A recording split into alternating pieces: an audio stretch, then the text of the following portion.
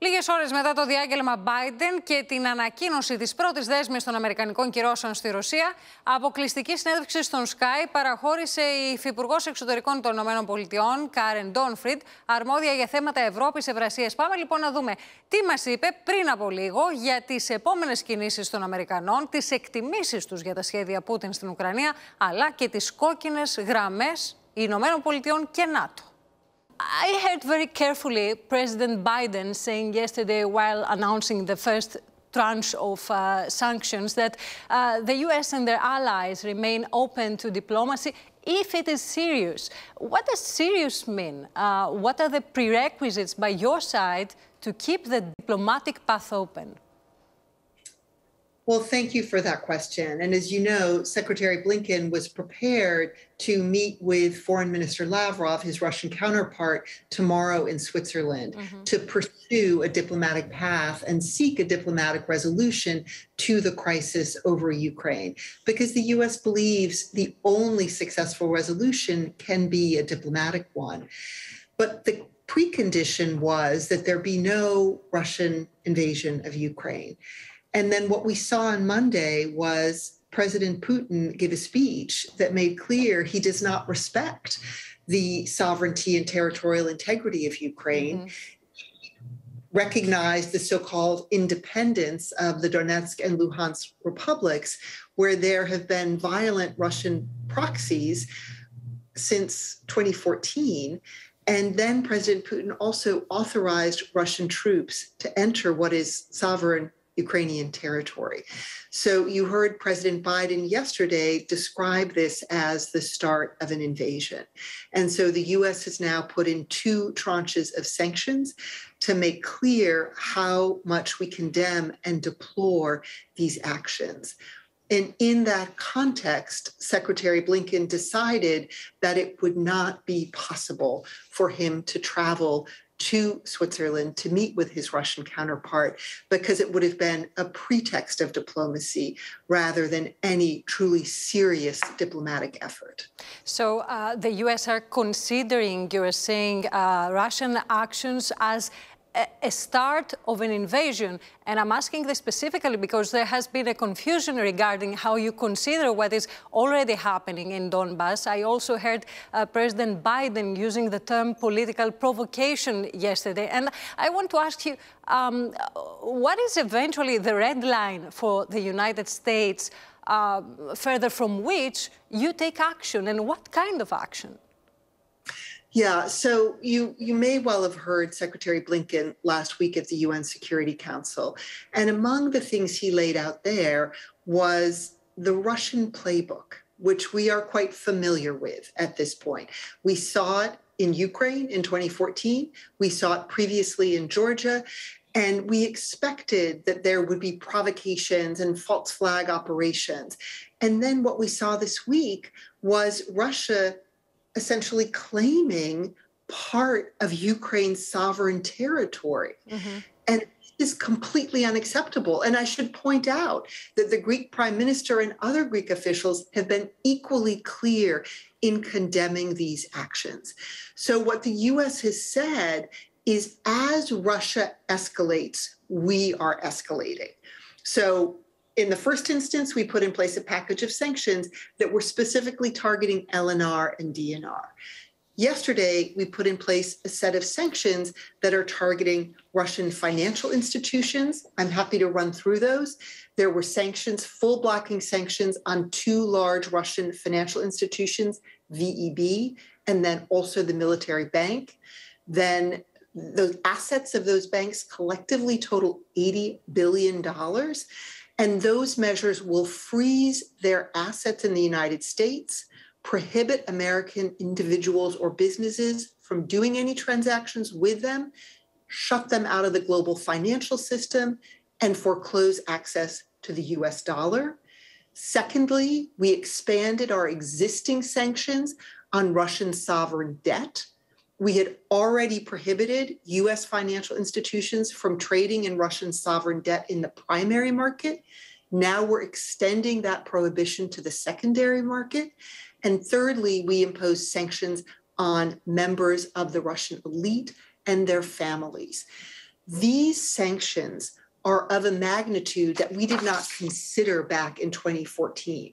So we're starting high and we intend to stay high. So if Russia escalates further, then Russia can expect that there will be additional severe US sanctions rolled out. Yes, the question is whether those sanctions are strong enough to prevent further action by the side of Russia, because the Crimea case has shown that diplomacy and international institutions do not have many weapons at the end of the day against Russia. So the United States, of course, does have a lot of weapons, but the United States has been clear it is not seeking a war with Russia. The United States has been clear we are not sending combat troops to Ukraine. There are many other weapons in our arsenal that are not military. And I do believe that the sanctions that we have agreed together with our allies and partners, and Greece is a critical piece of this, whether because of its membership in the European Union or because of its NATO membership. We have worked hand in glove with Greece and other allies and partners in building a package of response measures that are primarily economic that will have a massive impact on Russia should it choose to engage in further aggression against Ukraine. So you're telling us that there are no circumstances under which the U.S. would approve a military engagement? What the U.S. has said very clearly is we have an Article 5 commitment to our NATO allies, which of course includes Greece. And you have seen the Biden administration already take steps to reinforce NATO's eastern and southeastern flank. So those countries that are most exposed to Russia.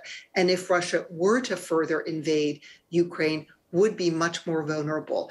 The president announced additional steps on that yesterday. So we will be sure that NATO is reinforced. We will also continue to provide security assistance to Ukraine. But as you know, Ukraine is not a NATO member. So there is not that Article 5 guarantee that extends to Ukraine. Madam Assistant Secretary, what if Putin does not move to further aggressive actions? Can the declaration of independence of Lugansk and Donetsk be tolerated and soon turn to be to a de facto situation? Because if this is the case, then, you know, what is the use of international law, of treaties, of all the post-Cold War tools invented from humanity, by humanity, to preserve stability in the world? We would argue that rule of law is fundamental for us to have a peaceful and prosperous world. And that is why, in the first instance, this conflict, of course, is about Ukraine. And Ukraine is a valued partner of the United States, and we stand by Ukraine. There also are fundamental principles that are at play here. And you're right that those principles have undergirded the European security order. One of those is that it is not acceptable to change borders by the use of force. Another is that each country has a sovereign right to determine its own foreign and security policy, including the alliances it chooses to join. There are many more I could articulate, and I would point out that the documents that contain these principles in many cases have been signed not only by the US, but also by Russia. So this is about the broader security order and rule of law. And that is why this is the United States standing together with so many allies and partners in opposition to what Russia is doing. Mrs. Ντόνφριντ, you are talking about an unprovoked aggression against Ukraine. Putin, by his side, talks about a build-up of an aggressive, threatening mechanism around Russia, with NATO trying to expand in Eastern Europe and with the West equipping continuously with weapons Ukraine. What is your answer here? My answer is that facts are stubborn things, and we should look at the facts. the weapons that the United States has provided Ukraine are defensive weapons. Anti-tank weapons can only be used against tanks. So if Russian tanks go into Ukraine, yes, Ukraine has weapons against those tanks. Ukraine does not have an offensive ability based on any NATO weapons that have been provided to it. We need to be clear about the facts here. Russia is the aggressor. It is Russia that has deployed 150,000 of its troops on Ukraine's border. It is Russia that has sent 30,000 troops to Belarus, along with all sorts of terrifying weapons. So we have to be clear about the facts here.